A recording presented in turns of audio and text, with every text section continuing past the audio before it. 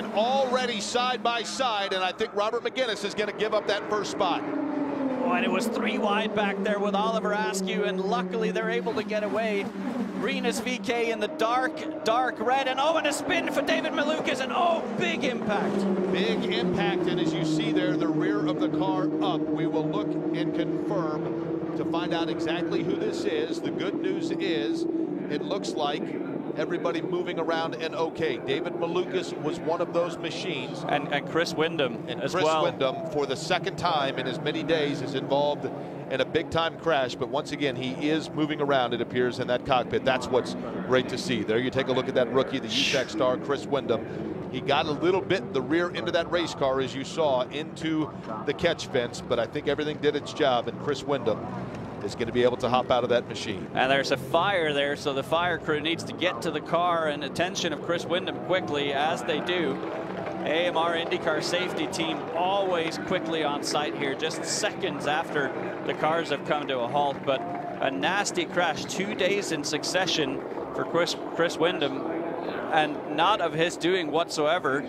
We'll of course have numerous replays here to show everything, but it looked like David Malukas, as he's being helped here by the AMR IndyCar safety team, spun by himself, got a little bit of dirty air, and then got collected by Chris Windom. But that was a bit of a nasty impact, that even though Chris Windom's car is torn apart more so than David Malukas had the car of Chris Windom climb on top of him. So that not something we like to see ever here at the Indianapolis Motor Speedway. Absolutely incredible, though, that Chris Windom is out of the machine, walked out under his own power as he takes a look at the rear of that machine. Take us through again, Anders, what took place. So if you have a look at the silver and gray car here, fourth car in our shot, you see he loses it on entry to the corner, does David Malukas, gets collected by Chris Windom, who then slams into the barrier. And this is the troubling thing right here. When Chris Windom comes down, he lands on top of the car of David Malukas, and that is the single most crucial thing with an open wheel car, is your head is still exposed, and so that is the #1 area of risk. And luckily for David Malukas, you can see head stays untouched, and that is exactly what we're hoping for in a crash such as this. Let's go down to pit road and Katie Hart. And Jake, it's certainly good to see both David Malukas and Chris Windom walk away from that scary incident. Brian Bellardi is the team owner for both Chris Windom and Aaron Telitz. You weren't on the radio for Chris Windom just now, but you have been down here observing Aaron Telitz. Do you think you'll be able to get him back out? I think we will. Yeah, it's I'm not sure what's going down with Aaron and his either. So that's just unfortunate for Chris. I mean, Malukas is, just started spinning on his own, and we had nowhere to go. So he's been slow all week, and I guess it just happens. Okay, Jake, we're going to go back to medical and try to get an update from both David Malukas and Chris Windom.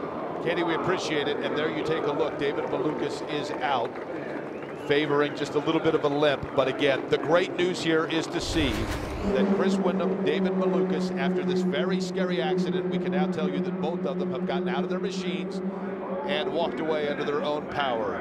It is awfully terrifying to see there, as Chris Windom just becomes a passenger. David Malukas is at the mercy of where that car landed. And Anders, you might have mentioned it. Simply cold tires there at the beginning. You try to get going, and all of a sudden David Malukas spins around. And David Malukas just simply tried to turn down into turn 4, had a little bit too cold tires, and maybe a smidge too aggressive on the steering input. And of course, this being the top rung of the Road to Indy ladder system, this is where you're going to learn from these mistakes, and you're going to make some mistakes like this, and it's just oh so costly in a situation such as this, with it being the Freedom 100 and by far and away the biggest race of the year for Indy Lights. But glad to see both of these okay. Now, the one thing that we should point out here is that in the outset of this race, when Jared Andretti spun coming off of turn number 4, even though they were still behind the pace car, they technically scored that lap. So we have completed 3 of the 40 that we will see here at the Freedom 100, and the reality is they're going to get bunched up, and we're going to have a restart that's going to look very similar to what we saw when Robert McGinnis was able to take that lead into turn number 1, but Ryan Norman got him back just before that accident. Yeah, he did, and already in that 1 lap of racing, I think we already got a little bit of a sneak peek into what this race is going to be, because the draft is absolutely massive around here. So I think we're going to see changes for the lead just about every single lap. Motorsports fans, thanks for watching. Make sure you hit subscribe before you go for all the latest news and highlights across motorsports.